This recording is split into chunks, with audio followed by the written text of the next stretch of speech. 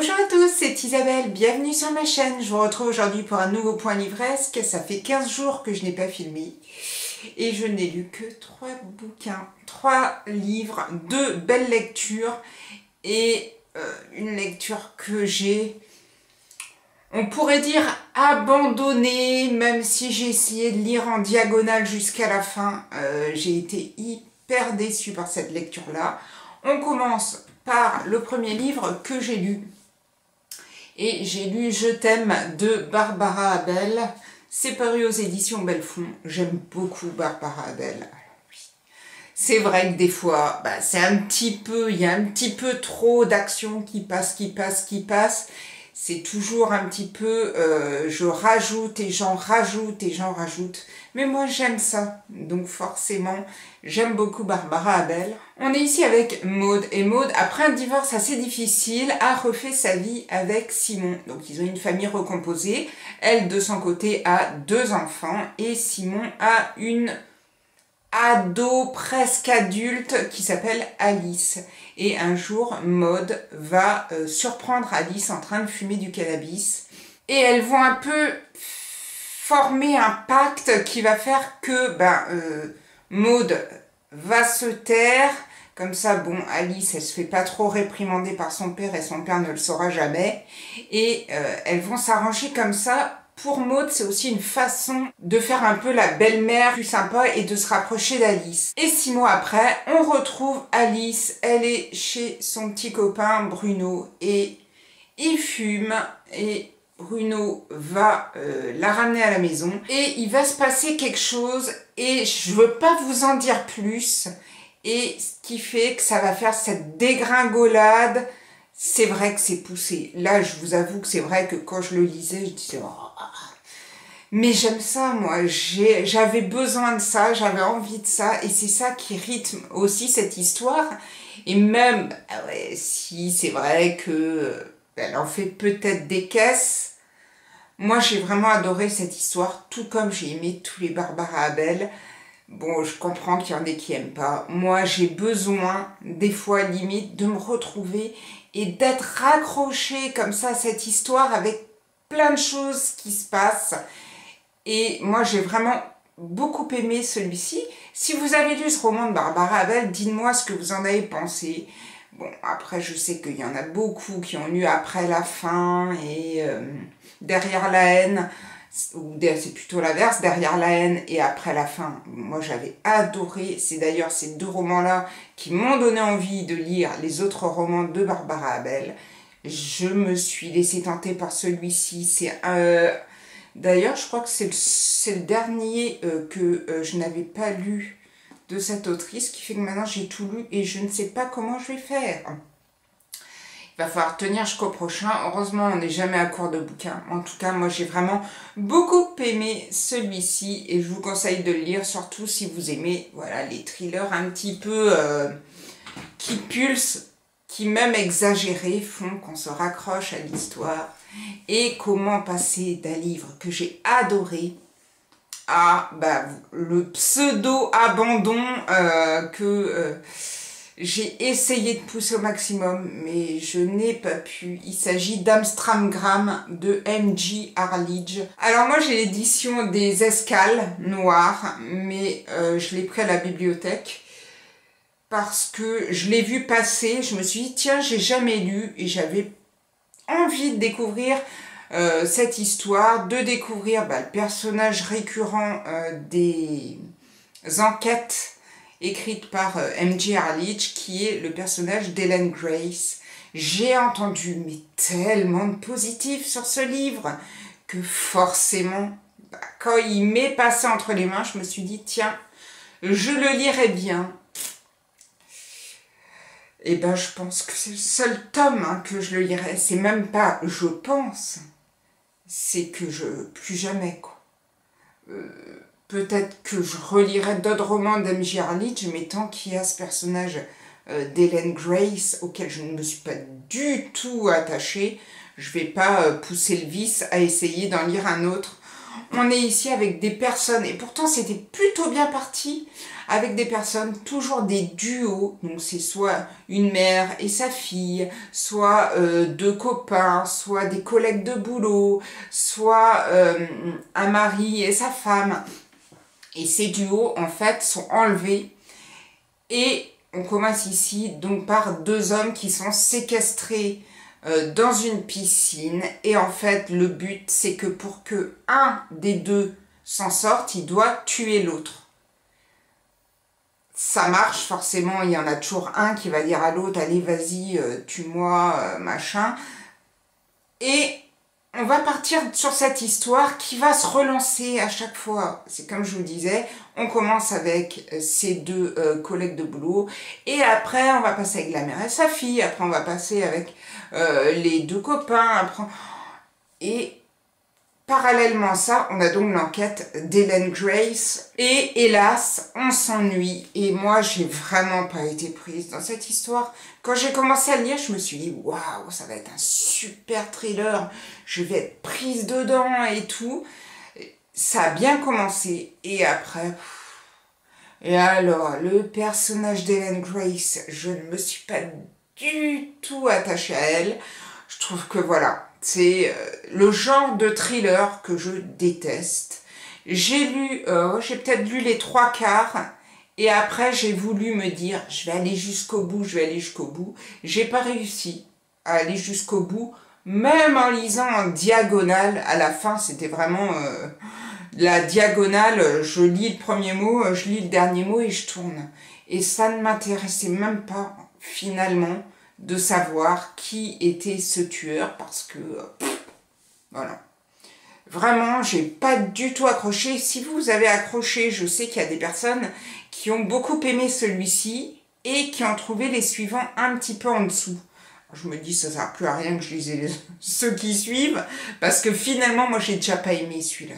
Mais vraiment pas aimé. J'ai du mal à comprendre l'engouement. Maintenant, c'est vrai que les goûts et les couleurs, c'est comme ça. Moi, c'est vrai que Barbara Abel, j'aime beaucoup. Je suis sûre qu'il y en a qui ont adoré M.J. Arledge et qui trouvent que Barbara Abel, ça le fait pas. Enfin bref, j'ai pas aimé. Je ne vous le conseille pas, mais maintenant... vous pouvez être totalement surpris par l'histoire. Donc faites-vous votre opinion. Et je vais terminer par le dernier livre que j'ai lu. Et alors là, bah oui. Je vous l'avais dit dans la dernière vidéo, je vais enlever le bulletin de ma fille que j'avais glissé dedans. Je vous l'avais dit dans ma dernière vidéo où je vous parlais de la palle de printemps. Je vous avais promis que je le lirais pendant l'hiver. Et arrivé mi-mars, je me suis dit, il faut quand même que je le lise. J'ai promis que j'allais le lire, je ne vais pas le remettre sur ma palle de printemps. J'ai donc lu enfin mon premier Stephen King. J'ai lu donc Cimetière, parce que je me l'étais acheté en librairie. J'étais passée devant et puis je l'avais vu. Je m'étais dit, bon allez, je le prends. C'est vrai que j'avais vu des avis hyper positifs. Je n'avais jamais lu de Stephen King. J'avais vu une série, c'était sur Kennedy, la 22-11, je ne sais plus quelle année, 63, je ne sais même plus en quelle année est mort Kennedy. Ça craint du boudin, mais j'avais adoré la série. Mais c'est vrai que je n'avais pas cherché plus que ça à lire. Je vous dirais que je n'aime pas trop les gros pavés. Et bon, par exemple, celui-ci, il fait 630 pages. Le genre de truc qu'en général, je regarde le nombre de pages, je fais, oh punaise, 600 pages. Déjà, vous voyez, M.J. Arledge. Alors, M.J. Arledge, il avait combien de pages? 360 pages. Je vous dis pas, arrivé au bout, je n'en pouvais plus. Enfin, je ne suis pas allée au bout d'ailleurs. Mais arrivé à 300 pages, j'en avais déjà, j'en pouvais plus. Donc, je me suis dit, celui-là, 630 pages. Et j'ai commencé à le lire et je dois dire que, voilà. Pourquoi je n'ai pas lu ce bouquin avant? J'ai vraiment trouvé l'écriture hyper agréable. J'avais peur justement de me retrouver dans une écriture, dans quelque chose de trop fantastique. Une écriture un peu, je sais pas, je m'étais fait... Alors c'est peut-être par la photo de Stephen King, mais je m'étais fait une idée et je me disais que... ça pouvait ressembler un peu au genre d'écriture de Maxime Chatham, que je n'aime pas du tout. Et c'est vrai que comme Maxime Chatham, j'aimais pas, je m'étais fait une idée en me disant que Stephen King, c'était peut-être un petit peu dans la même veine avec ce côté fantastique. Alors c'est peut-être que je suis tombée sur le bon, hein. Mais voilà. Je m'étais faite un peu cette fausse idée parce que dès le premier chapitre, je me suis dit waouh, mais franchement l'écriture excellentissime, et j'avais pas regardé plus que ça. Je savais que cimetière, bon forcément, même si c'est pas écrit comme le cimetière, ça allait parler de mort et que ça parlait d'un cimetière d'animaux. Enfin bref, j'ai pas trop envie de vous raconter non plus l'histoire parce que moi je me suis plongée sans rien savoir de cette histoire. Et je savais que ça parlait de ça, mais alors j'étais loin de me douter de la suite de cette histoire de chat.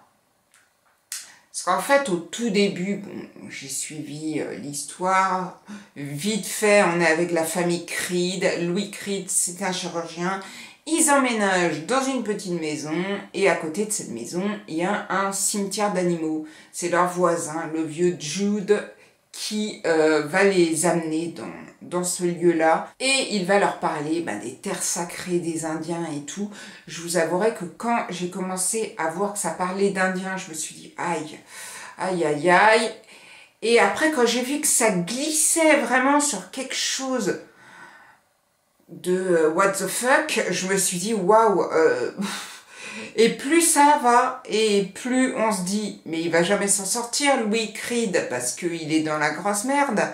Et pourquoi bon, il fait ça, et plus il fait des choses, et plus on se dit mais qu'est-ce qui va se passer, et qu'est-ce qui va se passer. Et plus j'avançais, moins je pouvais m'arrêter. J'avais vraiment qu'une envie, c'était d'arriver à la fin et savoir ce qui se passait à la fin, un truc de dingue. Vraiment, jamais j'aurais pensé que ce livre allait dériver sur ce côté-là et allait se terminer comme ça se termine, même si quand j'arrivais à la fin, je me disais c'est pas possible, je peux pas arriver à la fin là, il va sûrement il y a sûrement une histoire après, parce qu'on ne peut pas arriver à la fin avec l'histoire qui se termine comme ça.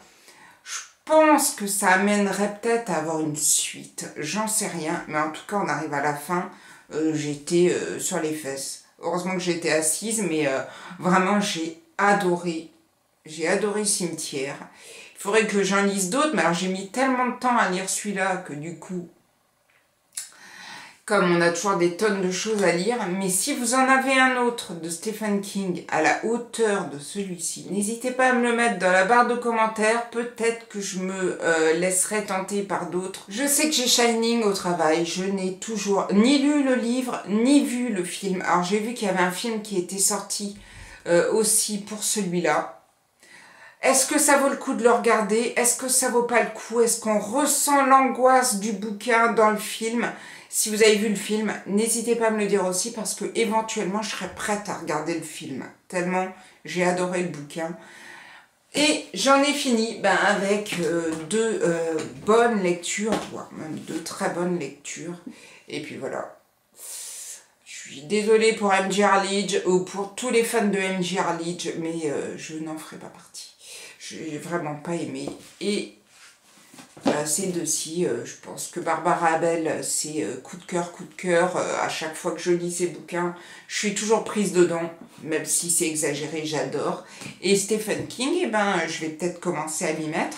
En tout cas, si j'en vois un autre qui traîne sur une bibliothèque d'une librairie, dont la couverture, c'est vrai que la couverture de celle-ci est vraiment très jolie, dont la couverture me tente, je me laisserai peut-être tenter, ou peut-être par vos suggestions, ou je regarderai peut-être sur Livre Addict si je vois des avis vraiment dithyrambiques sur un roman de Stephen King. Juste pour revenir vite fait à Stephen King, parce que je sais qu'il y en a beaucoup qui vont me le dire, j'ai vu dans les années 80 le film avec le clown, là, ça.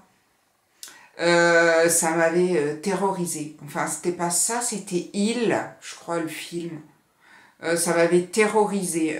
Alors, je sais pas comment est le bouquin, mais autant Il que Il est revenu, ça m'a fait, mais j'en étais malade. J'ai pas pu voir des clowns pendant je sais pas combien de temps. Je sais pas ce que donne le bouquin, donc n'hésitez pas à me dire vous ce que vous en avez pensé. Peut-être que je me laisserai tenter. Je sais vraiment pas quoi penser de ces deux bouquins. En tout cas, j'espère que vos lectures se passent bien. Moi, il fait super beau aujourd'hui. J'ai donc terminé Stephen King hier. J'ai pas repris de bouquin. Et on est fin mars, 22 mars. Je n'ai toujours pas lu le roman que je dois sortir de ma palle. Je vide ma palle. Ce qui fait qu'il va falloir que je le sorte, parce que sinon je commence déjà dès le mois de mars à foirer mon challenge. Ce qui fait que je vais peut-être sortir, c'est l'attrape-cœur. Je crois que c'est l'attrape-cœur que j'avais mis et qui était assez petit. Mais je ne sais pas du tout si ça va me plaire, mais c'est vrai que je ne me sens pas de lire un gros bouquin, parce que je n'ai qu'une envie, c'est de me jeter sur le dernier livre de Mathieu Ménégo. Donc comme je suis un petit peu dans la mouise et que je veux absolument le lire très vite, je vais essayer de lire l'attrape-cœur.